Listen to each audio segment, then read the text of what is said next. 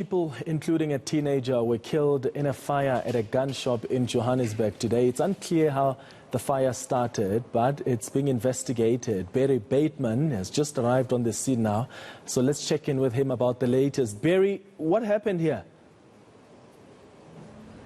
Yeah, good afternoon, Clement. Well, what we know at the very least is this is an awful tragedy that has claimed the lives of at least 4 people.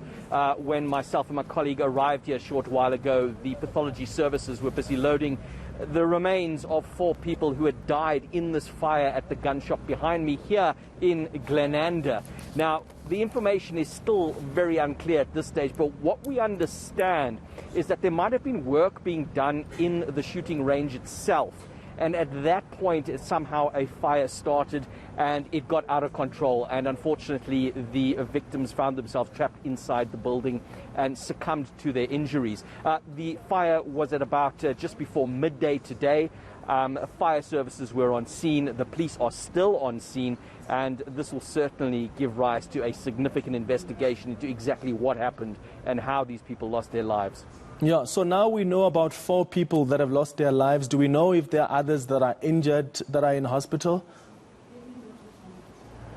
I know of one other person who has been injured in the fire, who was taken to hospital. I do not have the current details of his status at this stage. We will certainly be hopefully speaking to emergency services very soon to get an update on that and whether or not there were any other people that might have suffered minor injuries as a result of this blaze. Yeah, and do we know if that blaze affected the other operations at that center?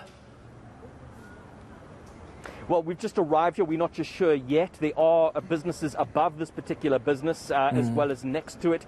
There would have been smoke damage, as we often see, and if there was a firefighting effort, you'd have water damage as well. So I'm not too sure if the electricity's been interrupted, but we'll certainly get all those informations for the next time we chat, Clement.